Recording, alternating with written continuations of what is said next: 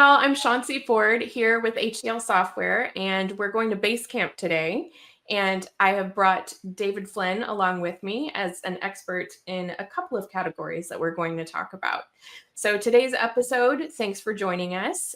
We are going to base camp where CX journeys begin. And I would love to welcome David here because he's not only my colleague and friend, and we've been at a couple of companies now together. We've known each other for about a decade. But David's a mountain climber on the side. You know, we all have hobbies. I would say this one's more than a hobby. He's an author and an accomplished CX strategist. So this series was inspired by David's book and the parallels that he's drawing between mountain climbing and the customer journey. So we're going to dig in and start with what every great climb starts with, as you've told us, preparation. The right plan, the right gear, a team that knows the route and can get you there together. So today we're going to start with that base camp where the CX journey begins. So you've said when we've been talking about your book and some of the parallels here that it's not just about the climb, it's that journey, which reminded us of the customer journey. And there's so much preparation. What can CX teams learn from that preparation that you would do like a climber? Yeah, great. I mean, the great part about out on a climb is you can visualize the summit. So part of that preparation is visualization of what you can accomplish. I mean, it's pretty simple. You make it up a mountain, right? It's not that complicated, but it's the how. So for instance, there's different ways to get to the top, right? You can wind around a circular path all the way up, or you can be crazy and do the steep rock climb version. So there's all these different attempts to get to that goal. So you get into the journey versus the summit could be as possible. And so with you have different teams and different skill sets, that journey will change over time, right? So if everybody's an expert in all their disciplines, so when I'm talking about like IT, marketing, fraud, security, DevOps, when everybody's an expert, you can take the more advanced quick route. But when you got to get everybody involved and train everybody up and get them to the right skill level for success, and that's, again, all that preparation of training, just so you're doing the right thing at the right time.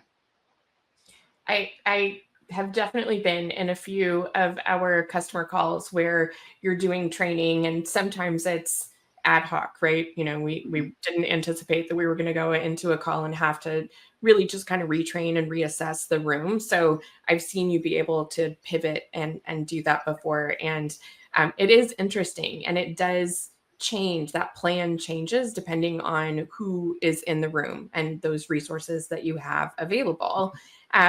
And I think it is something that has come out that we've talked about before is that alignment, right? So everyone comes in and they think, ooh, the steep path is definitely the quickest. That's what we should do. But maybe once you reassess the room, it's not looking like that's going to happen, right? And that more circular path or a combination is what needs to happen. So it often feels like before we come into the room, you mentioned a bunch of different groups, right? DevOps and fraud and marketing, and people are kind of all over the map within an organization. And it does feel like sometimes everyone's climbing their own trail, chasing marketing leads. IT is only focused on fixing issues because that's what they have to do.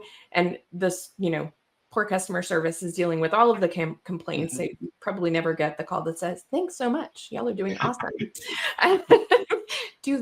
Do that to your customer service every now and then. But yeah, so each team is doing their own great job. They're focused on using and leveraging their own skill sets to get to the place where they need to go, but they're not looking at the mountain or the journey the same way. So, you know, what have you seen there on like seeing the same path or mountain? Sure. I mean, a quick metaphor into the climbing world is, again, we could get to the journey to the top, but things like weather are like, they come up, they're a surprise. Like, so if it's raining or it's snowing or it gets really cold, or if it's a really long distance, then you have like how much food did you carry? So all these things like lack of food, too cold, these are all obstacles to success, right? And inside our organization, we can plan and have everybody aligned. But when we have a website or a mobile app that's out there in the wild with real customers and visitors using it, things happen that we don't expect. And those are the gotchas, and having the team alignment for those, when a marketing campaign goes sideways and actual conversion drops, or all of a sudden the security team notices, crazy bad stuff and bad actors attacking the website. Again, all these people trying to get everybody aligned to then focus when things go sideways is the tough part. And that's the teamwork strength is what's really makes this successful. Yeah. Agreed. And I know that we have both seen teams come to that alignment, and sometimes it is definitely a struggle because everyone is highly focused on their own KPIs, their own goals, what they see in front of them and what they can or what they believe they can control. And so I think it's that really coming together in alignment and allowing your strategy to be that overarching framework, that goal for you, but really seeing within the process, allowing yourself to change goals and pivot. And I think that's where people run up against that feeling of, failure or fear if a goal gets changed, but it's really allowing yourself to trust in your resources and your team to know that you're not in this alone, and that goal may just have simply been the right goal at the time with the information that you had. But once new information is presented, when you take a look at the actual journey and what the customer's doing, right, then allowing yourself to trust in your resources and your team and trust in the data and really understand that story to create a better aligned goal for the team with your overarching strategy. Yeah. So just taking a look at all of this, there's so much to dig into.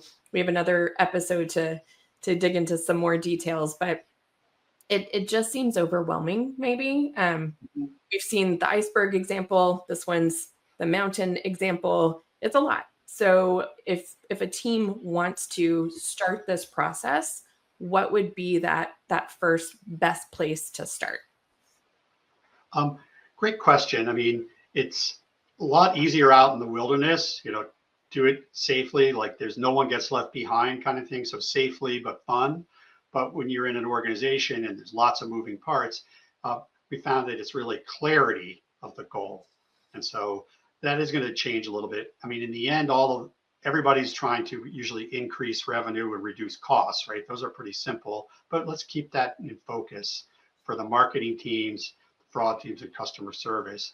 So that way we all can align quickly by just knowing the simple stuff, because it's too easy to get bogged down in the tech or other kinds of important, but maybe stumbling blocks into that. Just that clarity is pretty good. So clarity in the mountain world, it's like, this is the route we're going to take, and everybody follows it.